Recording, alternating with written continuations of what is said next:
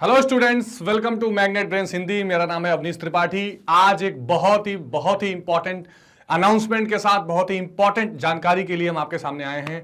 यानी ऐसी जानकारी जिसका आप सभी लोगों को बेसब्री से इंतजार था, जिसके बारे में बार बार चर्चा हो रही थी कि सर राजनीति विज्ञान के बाद क्या हिस्ट्री की भी क्लासेस शुरू होंगी, क्या हिस्ट्री का भी सिलेबस डिस्कशन होगा। तो बिल्कुल स्टूडेंट्स, हिस्ट्री के लिए भी एक इंपॉर्टेंट अनाउंसमेंट या हिस्ट्री का भी जो उद्घोष है वो हो चुका है। इसकी सारी जानकारी हम आपको अभी इस सेशन में देंगे। बने रहिए, बिल्कुल पूरे बुक को डिस्कस करेंगे, पूरे प्लान को डिस्कस करेंगे, आपके लिए क्या सोचा है, कैसे चीजें कवर की जाएंगी, वो सारी जानकारी आज के इस इंपॉर्टेंट सेशन में हम आपके साथ शेयर करेंगे। लेकिन उससे पहले स्टूडेंट्स, आपको पता है कि मैग्नेट ब्रेन्स हिंदी कक्षा 6 से 12 तक की सारी स्टडीज आपके लिए, सारी शिक्षा बिल्कुल निःशुल्क लेकर आई है। हिंदी माध्यम में भी इस बेहतरीन टीम के साथ जुड़कर आप सभी चैप्टर, सभी सब्जेक्ट्स को बिल्कुल निःशुल्क तरीके से कवर कर सकते हैं, जिसमें किसी भी पेड सब्सक्रिप्शन या पैकेज की परचेज करने की जरूरत नहीं है। तो स्टूडेंट्स, इसी इंपॉर्टेंट इंफॉर्मेशन के लिए मुझे इंपॉर्टेंट इंफॉर्मेशन के साथ आज का इंपॉर्टेंट आपको बताना है कि क्या हिस्ट्री के लिए हमारी क्या अनाउंसमेंट है, हिस्ट्री के लिए क्या प्लानिंग है। तो आप फटाफट मैग्नेट ब्रेन्स हिंदी के साथ जुड़ जाइए, लाइक, शेयर और सब्सक्राइब कर लीजिए,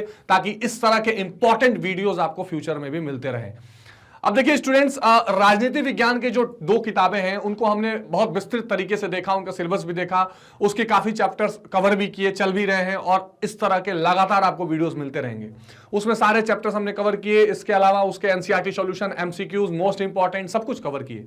तो इसीलिए बार बार ये आपकी डिमांड थी कि सर हिस्ट्री की भी शुरुआत की जाए, और इसलिए फाइनली अब हम हिस्ट्री भी मैग्नेट ब्रेन्स हिंदी के थ्रू आप तक पहुंचाएंगे। मेरे साथ यानी अवनीश त्रिपाठी के साथ आप हिस्ट्री का भी सफर तय करेंगे, और क्लास 12 की जो हिस्ट्री का पूरा सिलेबस है, जो इंपॉर्टेंट चैप्टर्स हैं, उनके बारे में आज हम देखते हैं कि कैसे इस पूरी जर्नी में हम इन चैप्टर्स को लेकर चलेंगे और क्या क्या चीजें हम उसमें देखने वाले हैं, कैसे करने वाले हैं। तो स्टूडेंट्स, एक तो आप ये समझ लीजिए कि भारतीय इतिहास जो है, इंडियन हिस्ट्री जो क्लास 12 की है, वो बेसिकली 3 भागों में डिवाइडेड की गई है, 3 पुस्तकों में, 3 भाग में, यानी भारतीय इतिहास भाग 1, भारतीय इतिहास भाग 2 और भारतीय इतिहास भाग 3। और मुख्यतः अगर आप ये डिवीजन देखेंगे जो इतिहास में देखने के लिए भी मिलता है, यानी एक आपको दिखाई देता है एंशिएंट हिस्ट्री, यानी कि प्राचीन इतिहास, ठीक है, तो थोड़ा सा प्राचीन के हिसाब से आप देखेंगे। उसके बाद आपको दिखाई देता है जिसको मेडिएवल हिस्ट्री कहते हैं, ठीक है, यानी कि मध्यकालीन इतिहास भी आपको दिखाई देता है, और लास्ट में मॉडर्न, ठीक है, यानी आधुनिक इतिहास जो है ये भी दिखाई देता है। तो अगर आप पूरे 12th क्लास की हिस्ट्री को देखना चाहें, पूरे 12th क्लास की हिस्ट्री को क्लासिफाई या वर्गीकृत करना चाहें, तो भाग 1, भाग 2, भाग 3 के हिसाब से ये वर्गीकृत है। ऐसा कमोवेश ये दिखाई पड़ता है कि इन किताबों में इन्हीं 3 आधार पर चैप्टर्स भी डिवाइडेड किए गए हैं, जिनको हम बेहतरीन तरीके से पूरे सेशन में देखने वाले हैं, जिनको हम आने वाले क्लासेस में कवर करने वाले हैं। तो अगर सबसे पहला विषय एक देखा जाए, सबसे पहला चैप्टर देखा जाए, तो इसमें ईंट मणके तथा अस्थियां हड़प्पा सभ्यता की बात की गई। अब देखिए, प्राचीन इतिहास जहां से शुरू ही होता है, मतलब मुख्यतः यहां से सभ्यता के हिसाब से शुरू होता है, हड़प्पा सभ्यता के हिसाब से, ठीक है। और हड़प्पा सभ्यता, जिसको सिंधु घाटी सभ्यता भी कहा जाता है, ये जो इसमें मिलने वाली ईंटें, मनके, अस्थियां और इसके जितने पुरातत्विक विकास हुए, पुरातत्विक खोज के साथ ये निकल कर बाहर आए, क्या इसकी प्रक्रिया रही, क्या इसके इंपॉर्टेंट जो हम कह सकते हैं कि विशेषताएं रही, वहां क्या मूर्तियां मिली, किस तरह के वहां पे जो शहरों का विभाजन था, नगरीकरण का वहां कितना सुंदर एक तरह से कह सकते हैं कि पूरा सेट बना हुआ था, जिसके बेस पर आज भी चंडीगढ़ जैसा शहर बसा हुआ है। ये बहुत बेहतरीन एक तरह से पूरी कंसेप्ट है, पूरी कहानी, जिसको हम देखेंगे और देखेंगे कि कैसे वहां से एक सभ्यता की बात आगे आई, वहां पे मिलने वाली लिपियों का प्रारूप क्या है, क्या उसे डिसिफर किया जा चुका है कि नहीं। ये सारी इंपॉर्टेंट चीजें इस ईंट मनके अस्थियां हड़प्पा सभ्यता में हम देखेंगे। मोहनजोदाड़ो और हड़प्पा 2 महत्वपूर्ण शहर हैं इस पूरे सभ्यता को। इंडस वैली सिविलाइजेशन भी इसको कहते हैं, क्योंकि ये इंडस यानी सिंधु नदी के किनारे बसी हुई सभ्यता है, तो हड़प्पा सभ्यता का नाम इसको दिया जाता है। बहुत ही इंटरेस्टिंग सब्जेक्ट ये चैप्टर, इसको भी देखेंगे। इसके बाद विषय 2, यानी कि यहां पे अलग विषय की, सब्जेक्ट की बात नहीं की जा रही, यूनिट वाइज की बात है। राजा, किसान और नगर, यह भी एक बहुत इंपॉर्टेंट बात है कि जब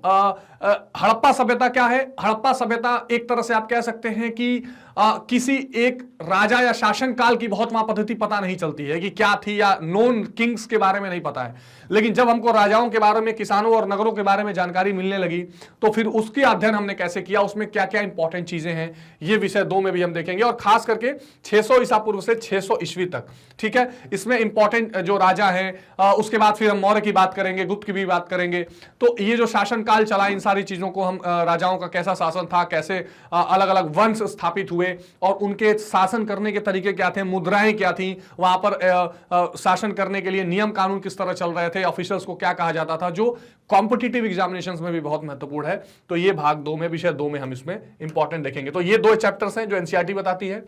इसके अलावा बंधुत्व, जाति तथा वर्ग, अब ये एक इंपॉर्टेंट बात है। इसमें 600 से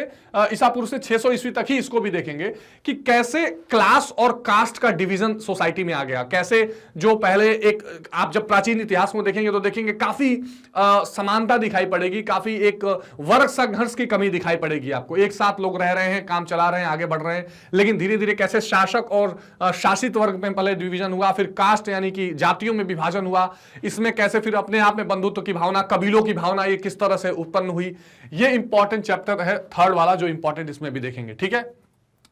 अब इसी दौरान फिर विचारक, विश्वास और इमारतें, यानी ये एक तरह से आप कह सकते हैं कि ये एक पॉलिटिकल, ठीक है ना,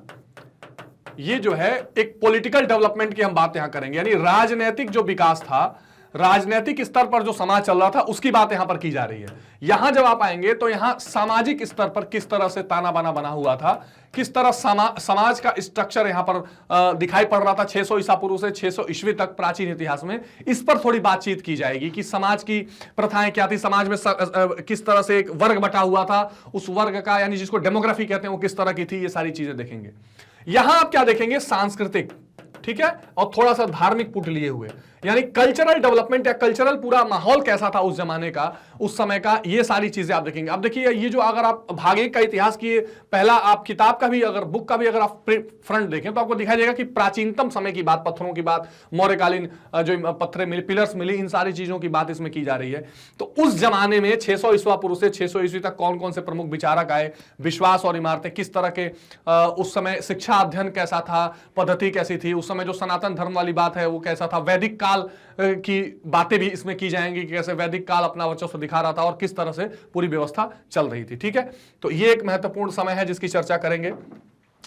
अब इसके अलावा कुछ और बातें देखेंगे कि लगभग 10वीं से 17वीं शताब्दी तक यात्रियों के नजरिए से हमारा भारत कैसा रहा। अब देखिए ये इमेज चेंज हो जाएगा, भाग 2 में आ जाएंगे आप। ये लगभग क्या आ जाएगा, मध्यकालीन इतिहास की बात यहां से शुरू हो जाएगी। ठीक है ना, मध्यकालीन,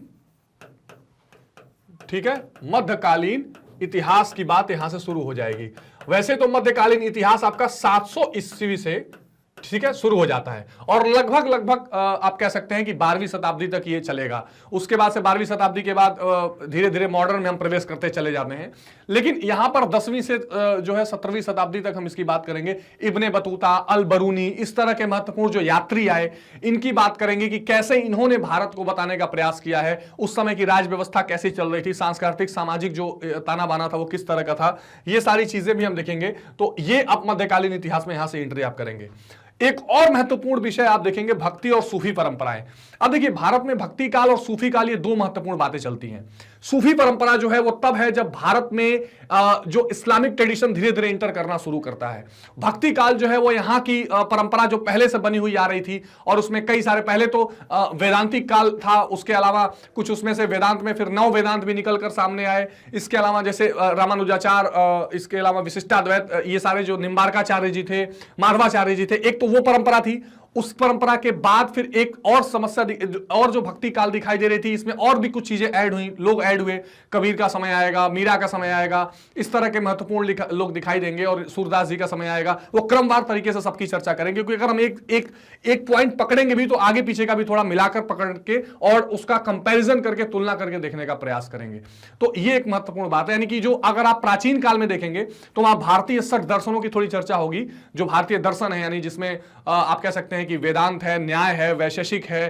ठीक है, ये सारे दर्शनों की बात हम करेंगे। और यहां पर जब आप भक्ति और सूफी परंपरा में आएंगे तो और नए तरीके के दर्शन और नए तरीके के जिसको कह सकते हैं कि संत परंपराओं की बात आप देखने के लिए आपको मिलेगी। तो धार्मिक विश्वास में बदलाव और श्रद्धा ग्रंथ, किस तरह से धार्मिक विश्वासों में बदलाव हुआ। अच्छा, प्राचीन काल इतिहास में ही हम थोड़ा बौद्धिज्म और जैन पर भी बातचीत करेंगे। तो बुद्ध और जैन कैसे एक तरह से नास्तिक परंपरा को आगे बढ़ा रहे थे, यानी कि नास्तिक या ये कह सकते हैं कि जो वैदिक परंपरा थी उसके समानांतर एक परंपरा उन्होंने विकसित की और एक वैदिक परंपरा थी अलग विकसित हुई। उसके अलावा इसके पैरेलल में और थोड़ा विश्वास में परिवर्तन आया और कुछ नए तरीके के संत, नए तरीके का धार्मिक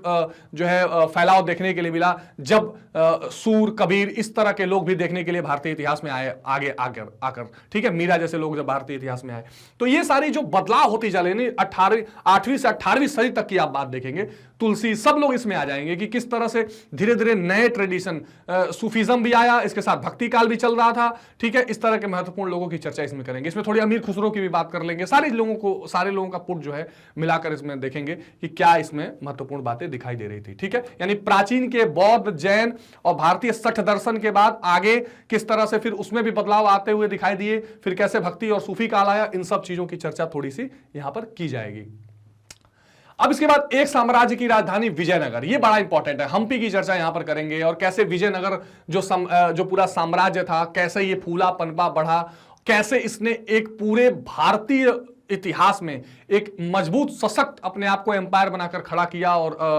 कैसे इसकी चर्चा, इसके जो राजनीतिक के साथ साथ इसकी सांस्कृतिक पुट जो है, वहां के जो भवन है, मंदिर है और वहां का जो प्रशासनिक पूरा ताना बाना कैसा था, कैसे एक पैरेलल किंगडम ये बनकर उभरा। विजयनगर बहुत इंपॉर्टेंट है ये भारतीय इतिहास के संदर्भ से, इसकी थोड़ी सी चर्चा करेंगे 14वीं से 16वीं शताब्दी तक।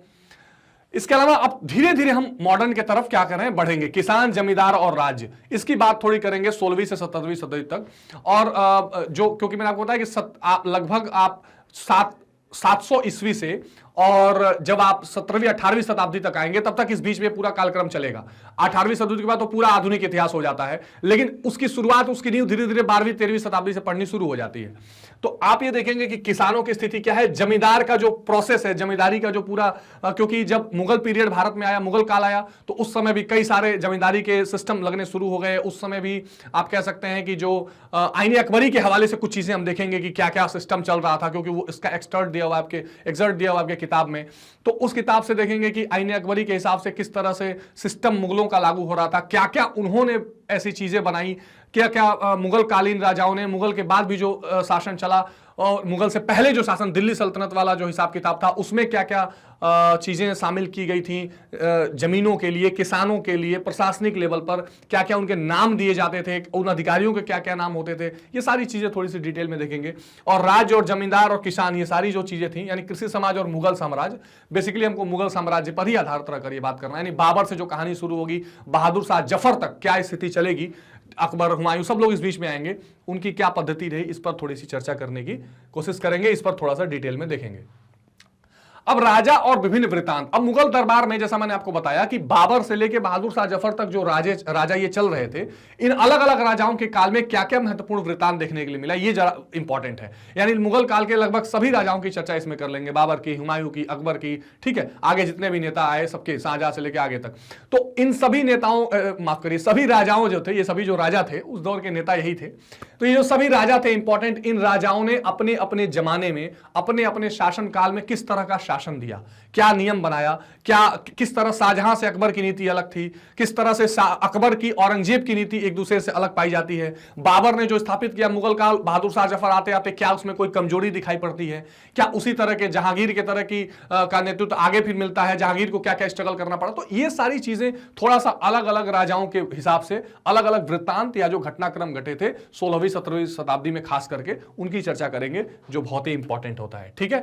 तो आइए देखते हैं अब अगला। तो अब देखिए, भारतीय इतिहास का तीसरा भाग जो होगा, इसके कुछ इंपॉर्टेंट विषय हैं, यानी अब आप पहुंच गए मॉडर्न हिस्ट्री में। तो मैंने आपसे पहले भी कहा कि लगभग जो है 600 ईस्वी के आसपास तक कई इसमें डिस्क्रिपेंसीज देखने के लिए मिलती हैं, लेकिन मोटा मोटी आप कह सकते हैं कि 600 से 700 ईस्वी के आसपास तक प्राचीन लेके चलते हैं, 700 से 1200 1400 ईस्वी के आसपास तक आप मध्यकालीन इतिहास लेके चलते हैं, उसके बाद आधुनिक इतिहास में प्रवेश कर जाते हैं। तो यहां पर जब आधुनिक इतिहास की आप बात करेंगे तो मुख्य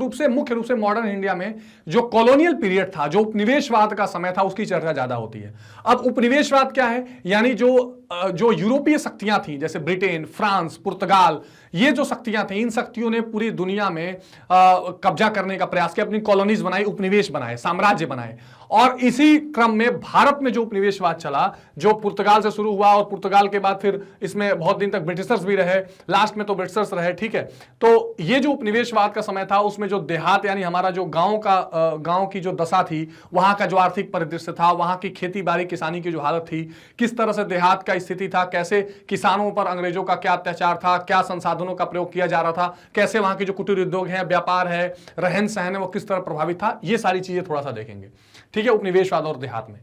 एक सबसे महत्वपूर्ण चैप्टर जो आता है वो विद्रोही और राज 1857 का आंदोलन, इसे प्रथम स्वतंत्रता आंदोलन भी कहा जाता है। यानी जो एक उपनिवेशवाद भारत में जन्मा था, उसके बाद जो गहरा असंतोष पैदा हो रहा था, उसके प्रति पहला व्यापक विस्फोट 1857 की क्रांति में देखने के लिए मिला, ठीक है। जिसमें मंगल पांडे जैसे बड़े लोगों का नाम आप देखेंगे, उसकी चर्चा हम करेंगे। कैसे मेरठ में ये विद्रोह शुरू हुआ और दिल्ली आया, बहादुर शाह जफर ने कैसे इसको लीड किया, और उसके बाद कैसे लखनऊ में, कानपुर में, बिहार में कुंवर सिंह जैसे बड़े लोग थे, ठीक है। इसके अलावा लखनऊ, कानपुर, दिल्ली और अलग अलग भागों में किस तरह से ये आंदोलन आगे बढ़ा, कैसे फिर उसको दमनात्मक तरीके से अंग्रेजों ने कुचला, उसके आगे फिर कैसी रणनीति भारतीय आंदोलन की बनी, स्वतंत्रता संग्राम की बनी, इस पर विशेष बात करेंगे। ये बड़ा इंपॉर्टेंट चैप्टर है और इसके बारे में हम डिटेल में देखेंगे, ठीक है। तो ये एक महत्वपूर्ण चैप्टर है जिसको आप जरूर देखेंगे। अब इसके अलावा औपनिवेशिक शहर, ठीक है ना। औपनिवेशिक शहर का मतलब कि जो नगर योजना है, स्थापत्य है, किस तरह के कॉलोनियल सिटीज थी, जो शहर थे कॉलोनियल पीरियड में, वो कैसे थे। अब देखिए जो कॉलोनियल पीरियड के अगर प्रमुख शहरों की बात करें तो 2-4 शहर बड़े महत्वपूर्ण है, जैसे बंबई, मद्रास, कलकत्ता, बाद में दिल्ली। ये जो कुछ महत्वपूर्ण शहर हैं, इन शहरों के आसपास अंग्रेजों की प्रेसिडेंसियाज थी, लखनऊ भी रहा बाद में। ये प्रेसिडेंसीज के आसपास किस तरह से पूरा वहां से राजनीतिक ताना बाना बुना जाता था, पूरे प्लान एंड पॉलिसीज बनाई जाती थी, और कैसे ये शहरों को कंट्रोल में कर रखा था, और शहरों पर किस तरह का माहौल चल रहा था, किस तरह शहर औपनिवेशिक काल में थे, उन सभी चीजों की चर्चा हम इस चैप्टर में करेंगे। नगर योजना कैसी थी, स्थापत्य कैसा था, ये थोड़ा सा देखेंगे, ठीक है। बाद में आप दिल्ली की खास करके इसमें बात करेंगे, जब हर्बर्ट बेकर और ल्यूटियंस ने वहां पर पूरा, आज भी दिल्ली में ल्यूटियंस जोन के नाम से आप जानते हैं, जो राष्ट्रपति भवन है, इंडिया गेट है, ये सारी स्थापत्य है, इंपॉर्टेंट चीजें हैं जिसको देखेंगे थोड़ा। महात्मा गांधी और राष्ट्रीय आंदोलन, सबसे मोस्ट इंपॉर्टेंट चैप्टर और सबसे मजेदार चैप्टर आपको देखने के लिए मिलेगा मॉडर्न हिस्ट्री में, क्योंकि इसमें आपका बहुत लंबा, सबसे बड़ी बात हो जाएगी ना, जब आप महात्मा गांधी को पढ़ते हैं तो इतिहास, मॉडर्न इतिहास का या भारतीय स्वतंत्रता संग्राम का बड़ा हिस्सा आप उसमें समझ लेते हैं। यानी देखिए 1885 के आसपास, 85 में ही कांग्रेस की स्थापना हुई। इसके अलावा उसमें नरम दरम गल की लड़ाई चल रही थी, अभी बातचीतें चल रही थी, उसके तब तक 1915 में गांधी जी का आगमन होता है। 1915 के बाद वो पहले 2-4 साल विचार विमर्श करते हैं, 1920-21 से सविनय अवज्ञा आंदोलन से कहानी शुरू करते हैं, फिर उसके अलावा माफ करिए असहयोग आंदोलन से, फिर सविनय अवज्ञा आंदोलन आता है, सविनय अवज्ञा आंदोलन के बाद लास्ट में क्विट इंडिया मूवमेंट आता है, क्रिप्स मिशन, कैबिनेट मिशन, इस बीच में गोलमेज सम्मेलन, तो पूना पैक्ट, ये सारी चीजें, पूर्ण स्वराज की मांग उसमें आएगी। तो सारी चीजें गांधी के कालखंड में आप देखेंगे कि सविनय अवज्ञा और उसके आगे की बात मेन रूप से देखेंगे, जब कानून तोड़ने का भी, नमक का कानून तोड़ने का भी पूरा सिलसिला चला, और कैसे दांडी मार्च की यात्रा हुई, दांडी मार्च जिसको कहते हैं। तो ये सारे महत्वपूर्ण घटनाक्रम जो गांधी जी के परिप्रेक्ष्य में हमको देखने हैं कि स्वतंत्रता संग्राम कैसे हमारा आगे बढ़ा, कैसे इसको पॉलिटिकली डील किया गया, कैसे इसको आप कह सकते हैं कि संगठन के रूप में कैसे कांग्रेस आगे बढ़ी, कैसे समाज के अलग अलग वर्ग इस आंदोलन से जुड़े, बड़ी मजेदार स्टोरी है। इसके बारे में भी डिटेल में हम चर्चा करेंगे, डिटेल में चीजों को देखेंगे, ठीक है। इसके अलावा एक बहुत और मार्मिक चैप्टर है, यह है विभाजन को समझना, कि उस समय की राजनीति क्या थी, स्मृतियां और अनुभव कैसे रहे जब देश का डिवीजन हुआ। मोहम्मद अली जिन्ना का इसमें क्या भूमिका रहा, उनकी जो मुस्लिम लीग है उसकी क्या भूमिका रही, कांग्रेस की उसमें क्या भूमिका रही, गांधी जी का क्या स्टैंड था, देश में कैसा माहौल बना, विभाजन के समय लॉर्ड माउंटबेटन और अंग्रेजी शासन का क्या उसमें महत्व था, इंडियन इंडिपेंडेंस एक्ट जो आया वो कैसे, किस आधार पर काम चला, कैसे जो पूरी प्रक्रिया, कैबिनेट मिशन, क्रिप्स मिशन, ये सारी चीजें, प्रक्रियाओं का जो दौर चला, वेवेल प्लान, ये कैसे चला, क्या हो रहा था, और कैसे विभाजन में इसकी क्या भूमिका थी, और टू नेशंस थ्योरी जो आई वो क्या थी, इसके बारे में थोड़ा डिटेल में देखेंगे, थोड़ी इंपॉर्टेंट चीजें इसकी गौर करेंगे। और लास्ट में जो आपका एक तरह से राजनीति विज्ञान का भी चैप्टर आप कह सकते हैं और इतिहास का भी चैप्टर कह सकते हैं, वो है संविधान का निर्माण। यानी 1947 में आजादी मिली हमको 15 अगस्त को, लेकिन हमारे एक संविधान सभा बन चुकी थी, संविधान सभा काम कर रही थी, और 2 साल 11 महीने 18 दिन में इस संविधान सभा ने हमारे लिए संविधान बनाकर तैयार किया। वो संविधान सभा में अलग अलग समितियां कौन सी थी, उप समितियां कौन सी थी, राजेंद्र प्रसाद के अध्यक्षता में वो शुरू हुई थी पूरी कहानी, और अलग अलग समितियों के कुछ अलग अध्यक्ष थे, भीमराव अंबेडकर की इसमें क्या भूमिका रही, कैसा हमारा संविधान बना, हमारी संविधान की प्रस्तावना क्या कह रही है, दर्शन हमारे संविधान का क्या है, किस तरह से अलग अलग देशों की आइडियोलॉजीज उस संविधान में डाली गई, स्वतंत्र न्यायपालिका कहां से आई, संसदीय परंपरा हमने किस देश से कॉपी की, इसके अलावा गवर्नमेंट ऑफ इंडिया एक्ट 1935 जो बना था, यानी भारत सरकार अधिनियम जो था 1935, उसका क्या इंपॉर्टेंस या कितना भाग उस संविधान में आया, संविधान सभा में महत्वपूर्ण कौन कौन से लोग थे जिन्होंने अपनी बात कही, कुछ इंपॉर्टेंट जो उसमें डिस्कशंस हुए थे, चर्चाएं हुई थी, जो इंपॉर्टेंट अनुच्छेद कुछ संविधान में डाले गए वो किस फिलॉसफी से डाले गए, ये बहुत महत्वपूर्ण कहानी है। इसको जरूर देखेंगे संविधान का निर्माण, और देखेंगे कि जो पूरी प्रक्रिया स्वतंत्रता आंदोलन की चली आ रही थी उस पूरे प्रक्रिया का कितना असर संविधान के निर्माण में हुआ और क्या क्या इंपॉर्टेंट चीजें उसके वजह से संविधान में डाली गई। तो ये आपका जो पूरी कहानी, यानी कि प्राचीन इतिहास से उठा के मध्यकालीन इतिहास से लेकर मुगलों के काल से आगे और पूरा आजादी के संविधान निर्माण तक कि जो आपका जो इतिहास है, इस इतिहास को एक क्रमवार तरीके से आप हमारे साथ यानी अवनीश त्रिपाठी के साथ मैग्नेट ब्रेन्स हिंदी पर लगातार देखने वाले हैं, जिसके थ्रू आप अपने पूरे हिस्ट्री के सिलेबस को ठीक से कवर करके परीक्षा में उसको कर सकते हैं, पढ़ सकते हैं, एग्जामिनेशन के बाद आंसर लिख सकते हैं एग्जामिनेशन में। और स्टूडेंट्स, केवल हम कंसेप्ट्स और वन शॉट रिवीजन ही चैप्टर का नहीं करेंगे, हम इसमें एनसीईआरटी सॉल्यूशंस भी करेंगे, हम इसमें एमसीक्यूज भी करेंगे, मोस्ट इंपॉर्टेंट क्वेश्चंस भी करेंगे, इसके अलावा जो प्रीवियस ईयर क्वेश्चंस हैं उनको भी डिस्कस करेंगे, क्या संभावित क्वेश्चन और आ सकते हैं, इंपॉर्टेंट टेस्ट पेपर्स भी मैग्नेट ब्रेन्स हिंदी की तरफ से आपको दिया जाएगा कि क्या महत्वपूर्ण क्वेश्चंस आपको परीक्षा की दृष्टि से पढ़ने चाहिए, और कॉम्पिटिटिव एग्जामिनेशंस के परिप्रेक्ष्य से भी ये चैप्टर्स बहुत इंपॉर्टेंट है, आपको जरूर समझने चाहिए। तो आपको करना कुछ नहीं है, आपको मैग्नेट ब्रेन्स हिंदी के साथ लगातार जुड़े रहना है, और मैग्नेट ब्रेन्स हिंदी आपको कक्षा 6 से 12 तक की फ्री ऑनलाइन एजुकेशन प्रोवाइड करा रही है, जहां पर आपको किसी पेड सब्सक्रिप्शन के साथ पढ़ाई नहीं करनी है, फ्री ऑफ कॉस्ट सारे चैप्टर्स, सारे सब्जेक्ट आपके लिए अवेलेबल है। आपको केवल करना इतना है कि लाइक, शेयर और सब्सक्राइब करिए ज्यादा से ज्यादा चैनल को, ताकि इस तरह के इंपॉर्टेंट वीडियोस आप तक पहुंचते रहें, आपको मिलते रहें और आप अपनी पढ़ाई को स्ट्रांग बना सकें। ठीक है स्टूडेंट्स, तो हम अब शुरू करेंगे हिस्ट्री का पूरा ये सिलसिला, और हिस्ट्री के सिलसिले में किसी एक चैप्टर को उठा के वहां से इंपॉर्टेंट चीजें देखकर वन शॉट रिवीजन करके और कांसेप्ट्स को समझ के उसके इंपॉर्टेंट क्वेश्चन भी सॉल्व करेंगे। तो आप बने रहिए रोज मेरे साथ मैग्नेट ब्रेन्स हिंदी पर, हिस्ट्री की पूरे सफर में, और अपने पूरी हिस्ट्री की तैयारी मैग्नेट ब्रेन्स हिंदी के साथ आप जरूर करिए। तो मिलते हैं स्टूडेंट्स अपने वीडियो में,